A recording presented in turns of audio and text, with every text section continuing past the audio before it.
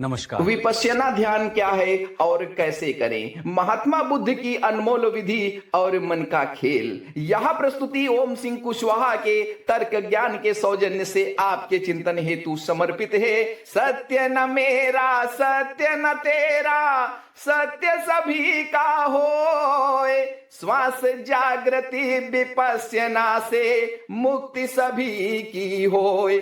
आज का प्रसंग बहुत महत्वपूर्ण है। विपश्यना का अर्थ है विशेष रूप से देखना। दृष्टि आपकी होगी लेकिन देखने का ढंग अलग होगा। सत्य का यथार्थ बोध इसी विधि से शुरू होता है। हम सभी का मन या तो भूतकाल में रहता है या भविष्य में। वर्तमान में बहुत कम रहता है। हमारा मन ऐसा करने ही नहीं देता। पहले भूतकाल की स्मृतियां, झलकियां, राग द्वेष, प्रिय अप्रिय बातों में लोट पोट लगाता है और फिर वहां से अचानक छलांग लगाकर भविष्य के ताने बाने, नई नई कल्पनाएं, विचार उधेड़ बुन में फंसाए रखता है। यही मन का खेल है। कभी आप एकांत में बैठे हो तो ऐसा ही होता है। वर्तमान में रहना ही नहीं चाहता। वर्तमान में रहने का मतलब है सजगता। वास्तविक क्षण का पूर्ण आनंद ही जीवन है और उसका स्रोत एक ही है, श्वास। यह हम सभी का परम मित्र है जो जन्म से मृत्यु तक साथ रहती है। हर कोई साथ छोड़ सकता है लेकिन श्वास अंतिम क्षण तक साथ देती है।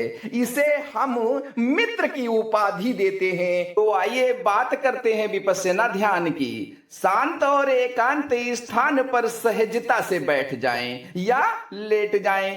पीठ गर्दन को सीधा रखें और आंखें बंद कर लें। बिना किसी कल्पना, मंत्र या मान्यता के केवल नासिका के द्वार पर आती और जाती श्वास पर जैसी है वैसी सजगता से स्पर्श को महसूस करें। एक बार पुनः इसे गहराई से समझते हैं। इस शरीर में जहां से सांस आती और जाती है अर्थात नासिका, नॉस्ट्रिल के इस छोटे से त्रिकोणीय मार्ग में श्वास को महसूस करना है। सिर्फ दृष्टि इतने स्थान पर बनी रहे, सजगता के साथ। सुरसुराहट ठंडक के रूप में आती हुई और जाती हुई श्वास की हल्की गर्माहट का महसूस होना, यही मूल बिंदु है। अपने मन को एकाग्र करने का एक प्रारंभिक आधार और अभ्यास सांसों पर ध्यान है। हम सबके यहाँ यह शब्द अक्सर उपयोग होता है, किसी के भी द्वारा किया जा सकता है। लोग ऐसे ही कह देते हैं आसमान, ध्यान से जाना बेटा, ध्यान से पढ़ना बेटा। यह आम भाषा है पर वास्तविकता से बहुत दूर। मन भटक गया, यही मन है। तो बात हो रही थी ध्यान की। जब नासिका के इस भाग पर एकाग्रता होने लगे तब पूर्ण सजगता के साथ इस द्वार पर चौकीदार की तरह पूर्ण निष्ठा से दृष्टि बनाए रखी। एक भी श्वास खाली ना जाए बिना आपके जानकारी के। शुरुआत में यह कठिन लगेगा, मन आपका भाग जाएगा, लेकिन बड़े प्यार से ला करके उसको इसी केंद्र पे बिठा देना है। यह अभ्यास आन अपान कहलाता है। आन और अपान का अर्थ है, आन का मतलब आना और अपान का मतलब जाना। यह बुद्ध की भाषा है। यह बुद्ध की अनमोल विधि का प्रारंभिक ज्ञान का मार्ग है। हर एक श्वास में सत्य छुपा है। यह जीवन का सत्य है, उद्देश्य भी है और लक्ष्य भी यही है। हमारा मन स्वतंत्रता चाहता है, बंधन नहीं, और अशांत भी रहता है। अलग अलग दिशा में वृक्ष की भांति कल्पनाएं बनाता है, कभी इस डाली तो कभी उस डाली, बंदर की तरह उछल कूद करता है। यही भटकाव है। तो एक दोहा भी प्रस्तुत है। तो मन बंदर सा चंचल है, डाली डाली जाए, भटके जब यह दूर कहीं तो नासिका बिंदु पर लाए। बात समझ में आ गई होगी ना। श्वास बिंदु पर फिर वापस लाना है अपने मन को, समझा बुझा करके लाना है, जोर जबरदस्ती नहीं करना है। यही उदाहरण भी है। बात हो रही थी श्वास की और मन ने एक नई सोच को जन्म दिया। लेकिन एक बात है, अगर सोच सही दिशा में हो तो दशा बदल सकती है और यह स्वयं के अनुभव द्वारा ही हो सकता है। तो श्वास पर वापस आते हैं। पुनः सजगता और समता भरे चित्त से शुरुआती दौर में यह मन को अच्छा नहीं लगेगा, यह मैं पहले भी कह चुका हूं। इसका भी कारण है, हमेशा से उसने आपको चलाया है। मन ने अपना आप को गुलाम बना रखा है। आप स्वतंत्र कहां हो, बंधन तो बना ही रखा है ना। अब आप मन पर अपना अधिकार चाहते हो, यह मन को स्वीकार नहीं है। असंख्यों जन्मों से यही कर रहा है।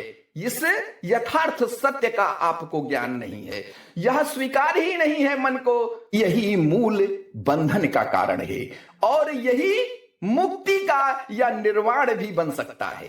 मृत्यु से पहले मुक्ति संभव हो सकती है, जिसे हम निर्वाण कहते हैं। इसलिए श्वास ही महत्व है, यही हमारी पहचान है। एक हमारा बड़ा प्रिय दोहा है, मैंने जो सांसों पे बनाया है, श्वासों का रहस्य है। श्वास जन्म का मूल है, श्वास चेतना सार, श्वास चले तो जीवन है, रुके मृत्यु संसार। अगर श्वास रुक गई तो आपके लिए संसार समाप्त हो गया। संसार रहेगा, आप नहीं रहोगे। श्वास साथ छोड़ चुकी होगी। तो बात करते हैं तो समझ में आया होगा श्वास का महत्व क्या है। यही हमारी पहचान है। हर कार्य को ध्यान बना लो, और यह आम भाषा भी है। पहले भी मैं कह चुका हूं कि हर कोई कहता है ध्यान से पढ़ो बेटा, ध्यान से जाना, ध्यान रखो। कैसे करना है? चल रहे हो तो सिर्फ चलने पर ध्यान हो, खा रहे हो तो सिर्फ खाने पर ध्यान हो, और पढ़ रहे हो तो पूर्ण ध्यान पढ़ाई पे हो। ऐसे तो पूरा जीवन ही ध्यान बन सकता है। सजगता के साथ यही पहला चरण है। विपश्यना ध्यान बुद्ध की अनमोल विधि है। इसी के गहन साधना से जीवन के यथार्थ सत्य का बोध हुआ। यह ज्ञान किसी कल्पना, मान्यता या अंधविश्वास पर आधारित नहीं, बल्कि स्वयं प्रत्यक्ष अनुभव से प्राप्त हुआ था। यह प्राचीन विधि भारत से बहुत समय पहले विलुप्त हो चुकी थी। यह भारत का ही ज्ञान और विज्ञान है, जो समय चक्र के साथ पुनः वर्मा या म्यांमार से भारत वापस आया है। और इसका श्रेय श्रद्धेय श्री एस.एन. गोयनका जी के माध्यम से हम आप तक पहुंचा है। हम विनम्र हृदय से उनके लिए मंगल कामना करते हैं। यही मानव के कल्याण व मुक्ति का मार्ग है। विपश्यना केंद्र लगभग सभी जगह स्थापित हो रहे हैं। कोई चार्ज नहीं है, यह सब निशुल्क है। यहाँ खाना पीना रहना सब फ्री है। कुछ नहीं लाना है, बस स्वयं को लाना है और रजिस्ट्रेशन ऑनलाइन कराना है। समय आपको देना व निकालना पड़ेगा। जीवन आपका है, कार्य में तो लगे ही रहोगे। यह 10 दिन आपके बहुमूल्य जीवन को बदल सकते हैं। जब तक आपके शरीर व इंद्रियां स्वस्थ है ना, तब तक मार्ग खोज लो भाई, नहीं तो ऐसे ही भ्रमण चलता रहेगा। बड़े भाग्य से यह मानव तन मिला है। कहो तो एक दोहा भी सुना दें। दुर्लभ तन दुर्लभ घड़ी, क्या बात है।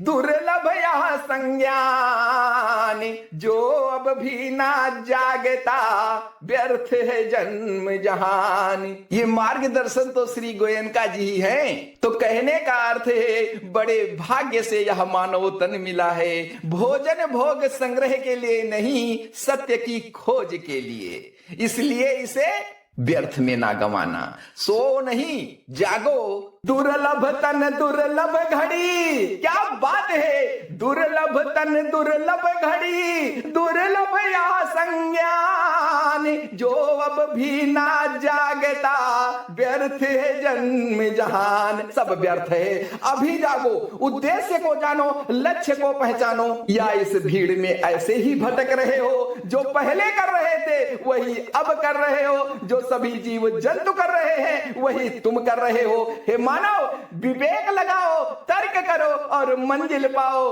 अब इस जीव को और ना भटकाओ, विराम दो, शांति पाओ और श्वासों पर ध्यान लगाओ। यह किसी धर्म, पंथ या समुदाय से संबंधित नहीं है। यह मैं पुनः कह रहा हूं, यह किसी भी धर्म पंथ या समुदाय से संबंधित नहीं है। कोई आपकी परंपरा नहीं बदलेगी, यह सभी के लिए समान है। बिना किसी मान्यता व कल्पना के यथार्थ सत्य को जैसा है वैसा देखना स्वयं के अनुभूति द्वारा, यही विपश्यना ध्यान है। इसका अभ्यास घर पर भी किया जा सकता है। सही विधि से समझ कर करना ही फलदायी है। तो जब कभी समय मिले निकालना तो पड़ेगा ना। 10 दिन तो दे सकते हो जीवन के लिए, और यह सभी के लिए है। अगर बच्चे करेंगे तो एकाग्रता आएगी, पढ़ाई में तेज बनेंगे। यह सबको सिखाइए। यही ध्यान परिवार में अगर बन जाए तो सबका मार्गदर्शन हो जाएगा। यह ओम आत्मज्योति चैनल की जागृति है, तो यह आपके चिंतन हेतु समर्पित है। सत्य न मेरा सत्य न तेरा, सत्य सत्य ही होए। जो परखे निज बुद्धि से वही विवेकी होए। धन्यवाद। सबका मंगल हो। भवतु सभ्य मंगलम। सत्य हो, यथार्थ का बोध हो। और अंत में एक बार पुनः आत्म जागृति के साथ यह विपश्यना का प्रारंभिक अभ्यास है। विपश्यना के मुख्य 4 चरण हैं: कायानुस्मरणा, वेदानुस्मरणा, चित्तानुस्मरणा और धम्मानुस्मरणा। यह ओम आत्मज्योति चैनल की जागृति है। मेरा अगला वीडियो सांसों का रहस्य भाग 1 अवश्य देखें। धन्यवाद।